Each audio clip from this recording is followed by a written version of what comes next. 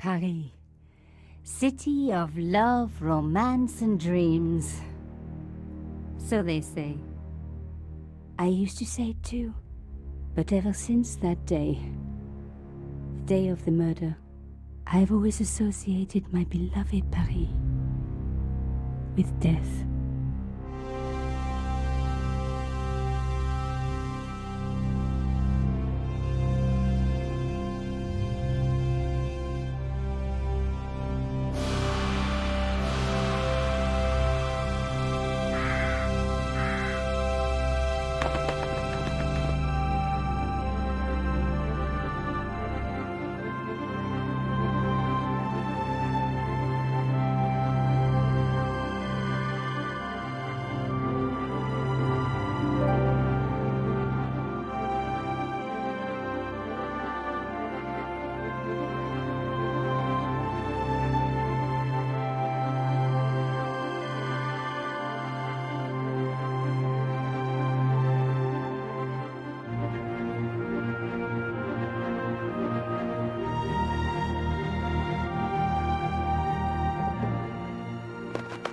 I was at home having a bath when my editor called. Collard, get your ass over to the Palais Royal now. You got an interview. With Pierre Carchon. Yes, the Pierre Carchon. No photos, so leave your gear at home. He asked for you personally. Don't ask me why. Anyhow, this could be big, so if he makes a pass, don't forget. Just smile, say yes, and keep taking notes. So charming and so very apt. Pierre Carchon was a media king, a national hero, and one of the most infamous adulterers in Europe. He and his wife Imelda were just one step down from royalty. Whoa, I hate mimes, but unless you humor them, they don't go away.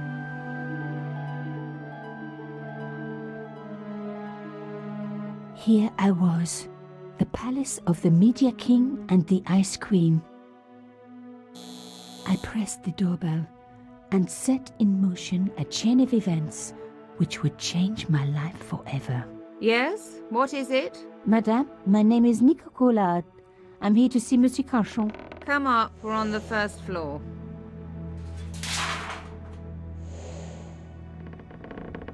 Madame Carchon, it's a pleasure to meet you.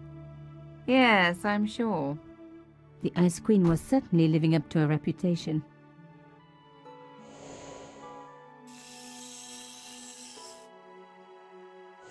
Will you be staying for the interview? Mademoiselle, I know little of my husband's business affairs, and I care even less. I certainly have no intention of watching him pore over yet another pretty little journalist. Pretty? You're too kind, madame. Ah, the talented and very beautiful Mademoiselle Collard. Such a pleasure to meet you at last. Monsieur Carchon, I am honored. Oh, I'm sure you are. Call me Pierre, please. But I do not flatter you idly. I was a friend of your father. He was a great man. My father? He never mentioned. He and I were very close. And then his death. So tragic. I must... Imelda, your damned cat's in my study again. Another Ming vase, I suppose. Excuse me for one moment, my dear girl. You journalists are getting younger each year. Perhaps it's the rest of the world getting older, madame. That was no cat. My God, what? Monsieur Carchon!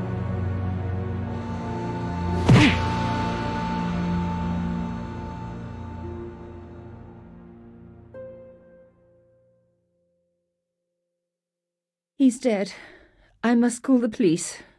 You'd better stay here. There was a man. It was the mime. Do you think he... Well, I believe we can rule out suicide, don't you? No wonder they called her the Ice Queen.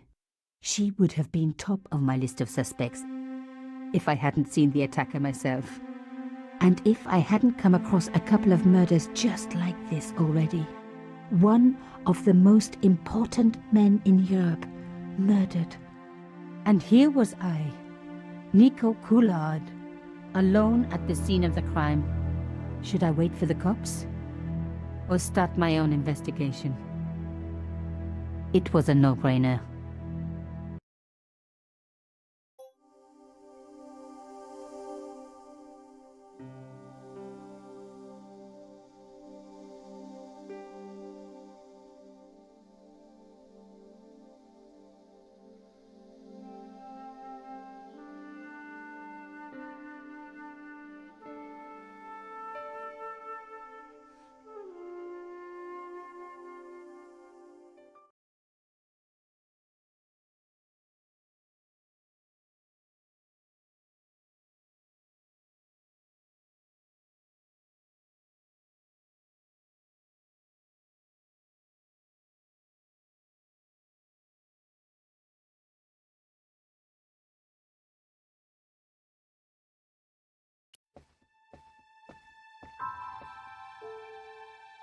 Mimes and guns don't usually go together, but I had an idea that this was no ordinary mime. I'd come across this murderer before, and written about him.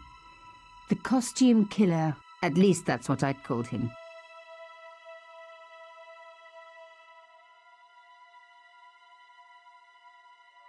I closed his eyes. It was the least I could do for the poor fellow. I opened his eyes. Best to leave the crime scene as I found it.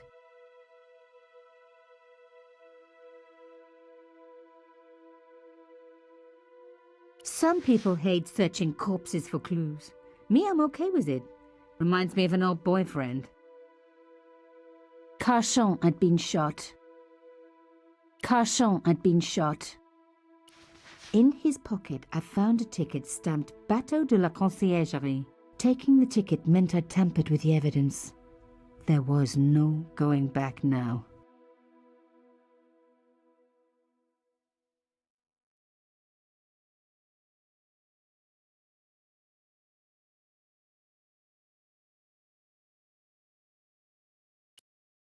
It was one of my hair clips. My favorite, in fact. It must have fallen when I was knocked down.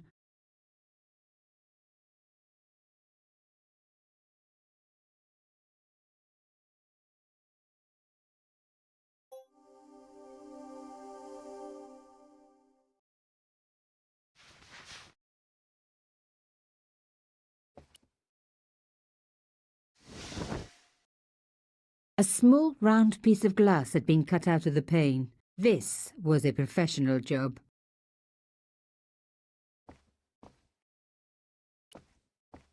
I didn't want to cut myself and leave blood on the glass. Call me old-fashioned, but I like to keep my DNA to myself.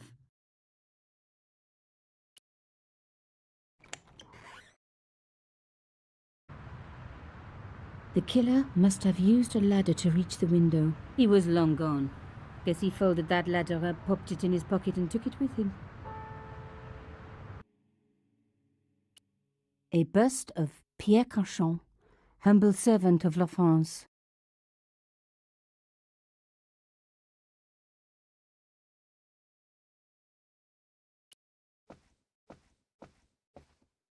The bookcase was filled with obscure first editions.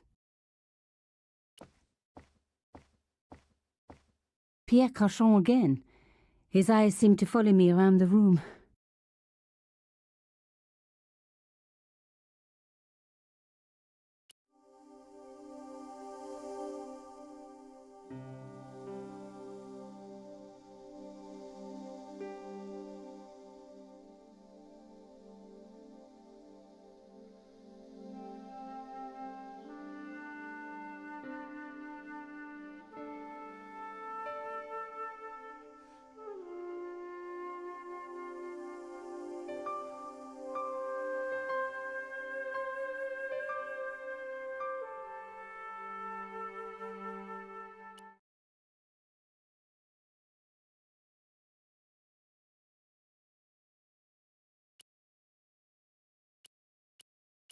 It was a boat ticket stamped Bateau de la Conciergerie. When I was a little girl, Papa used to take me on the Bateau Mouche as a treat.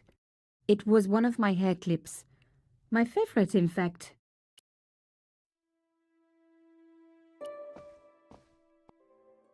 The police could turn up at any minute. Somewhere there were clues to the murder, and I needed to find them.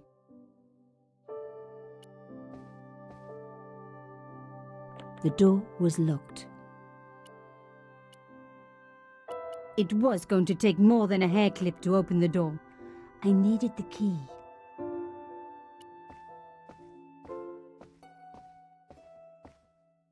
A Louis XIV table with an antique cloth. Imelda had taste. But hey, with a husband that rich, taste is easy.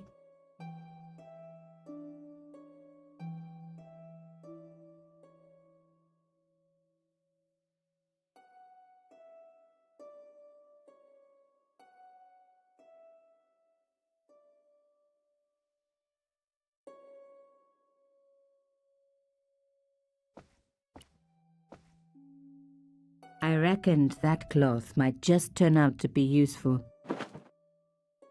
Even my fingernail wouldn't fit into such a small hole. Aha! Nico, you are just so damn good at this stuff. Instead of comforting Imelda, I was ransacking her flat. Why? Because there was something going on here, and I had to get answers before the cops arrived. And hey, she'd been rude to me, so she had it coming.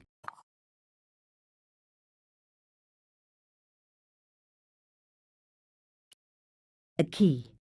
Maybe a safe key.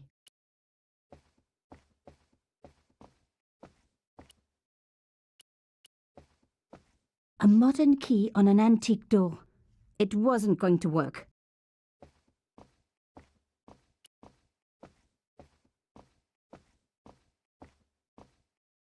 Imelda had talent, but I certainly wasn't going to tell her that.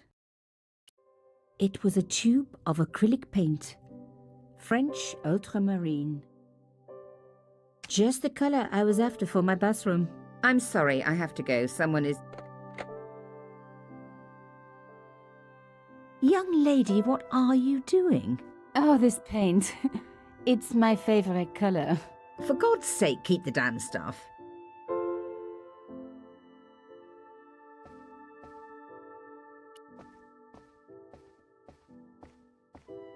Excuse me, madame. Yes? I am so sorry for your loss, madame. No, you're not. You're a journalist. Journalists don't feel sorry. Not true. We shall see. How did your husband know my father? I have no idea. You didn't know him? Thierry Coulard? Pierre knew a lot of people I didn't know, most of them women. Why did your husband send for me? What did he want to discuss? I have no idea. His business was his business. He never told you anything?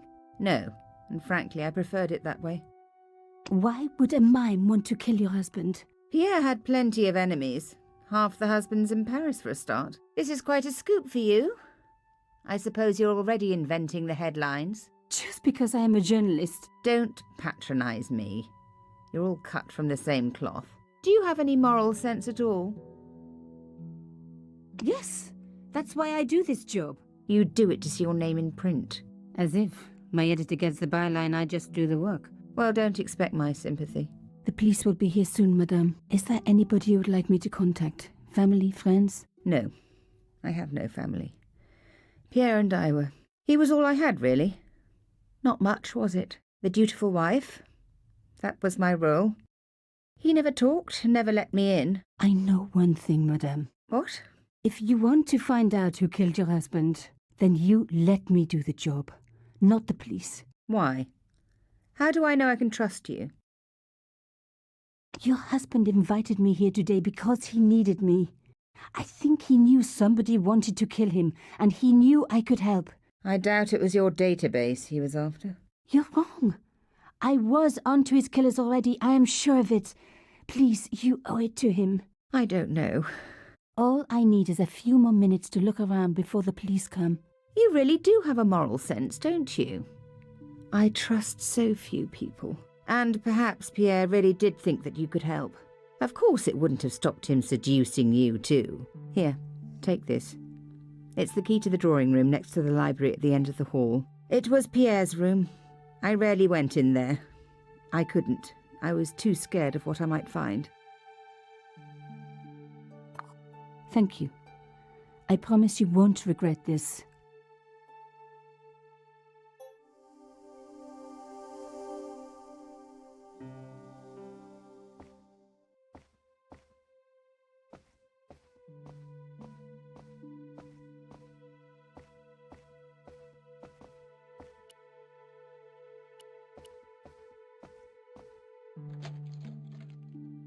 Now we were getting somewhere.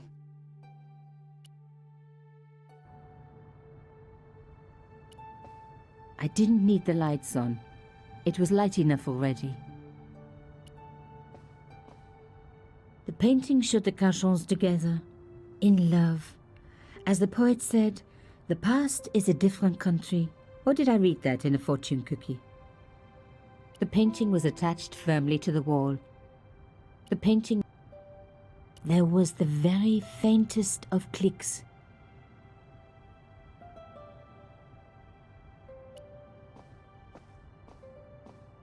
This wasn't the time for me to lie on the sofa doing my Marie Antoinette impression, though it is very popular at parties, especially with gay guys. Don't ask me why.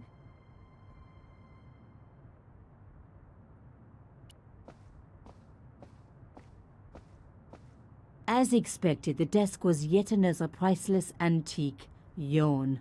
The blotter and in tray had clearly been placed with mathematical precision. My heart skipped a beat. It was a carved elephant. But not just any carved elephant. It had been made by my father. I knew for certain because in my apartment I had its exact twin, carved into a box he had made.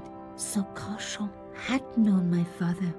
They really must have been friends. I decided to take the carved elephant. It clearly meant nothing to Imelda. I didn't want to take the tray, but I knew that I could use it. No. I didn't need a sheet of blotting paper. Not while it was blank.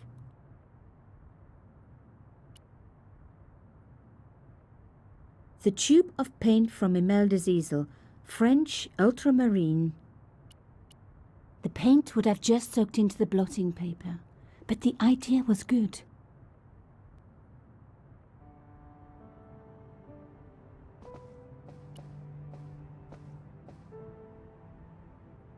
Locked. Not surprising, really.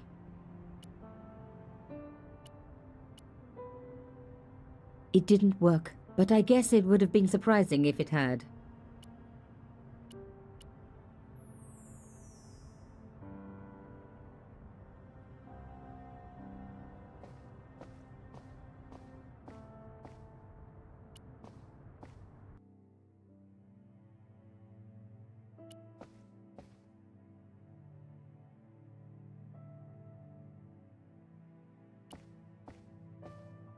A bust of Pierre Carchon.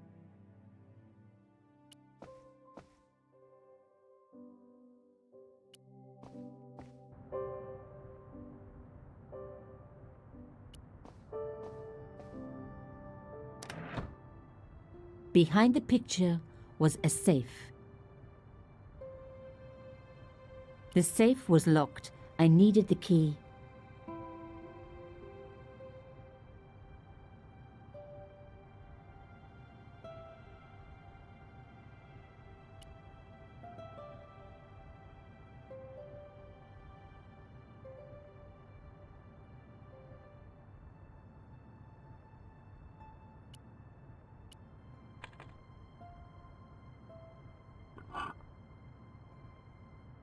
In the safe was some kind of artifact. There were strange symbols on its surface. It looked like the printer's blocks I'd made at art school. If there was one thing I'd learned about symbols, they are always important. But these symbols scratched into stone were impossible to read. I needed to find a way of printing them. At least the stone was round. But what could I use for ink? And what could I print on? Sure, I was stealing, but I knew Imelda didn't know about the artifact, and Carchon was past caring.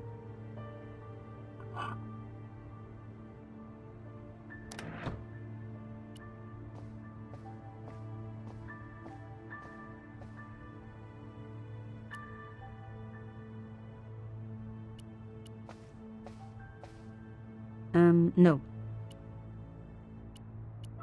The blotter was flat already. Rolling the cylinder across it would achieve nothing. Rolling the cylinder in the tray for no good reason.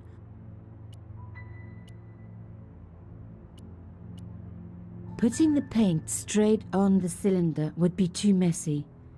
The paint would go everywhere. No. No. No. I smeared the paint all over the cloth. When I do messy, I really like to put my heart into it. I hoped this was going to help. They don't make lace like that anymore. It was a boat ticket stamped Bateau. I wiped the paint-covered cloth over the surface of the stone cylinder. It took me right back to art class at school.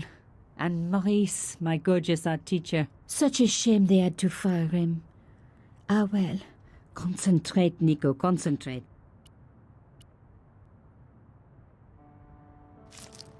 Genius! The roller and the paint worked just as I planned. But what did it say? It was some kind of coded message. It read, sub judice.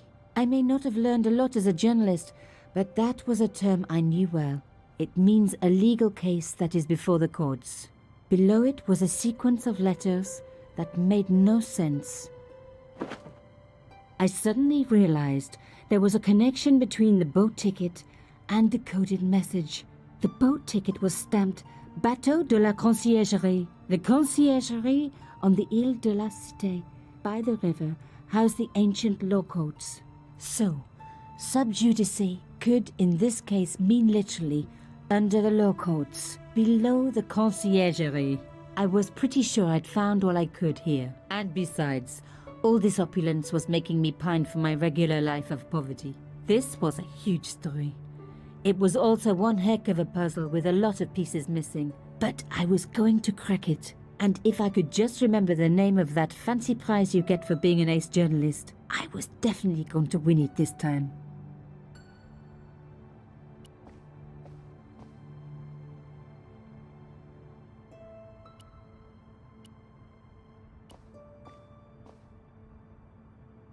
Locked, not surprising really.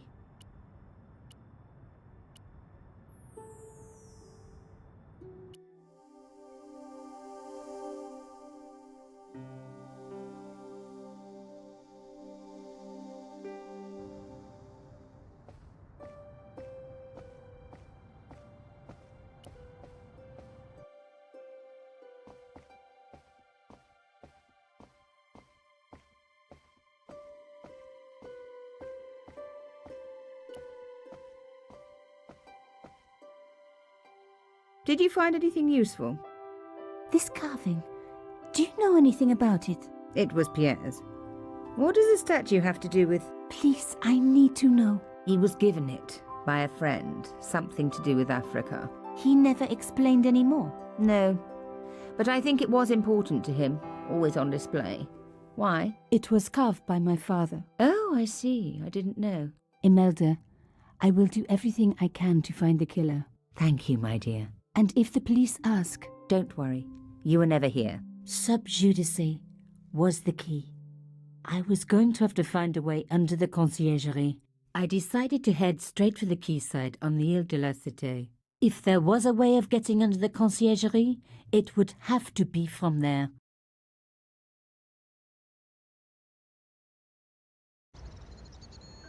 Canchon wasn't the type for messing about on the river. He was up to something down here. Something that got him killed.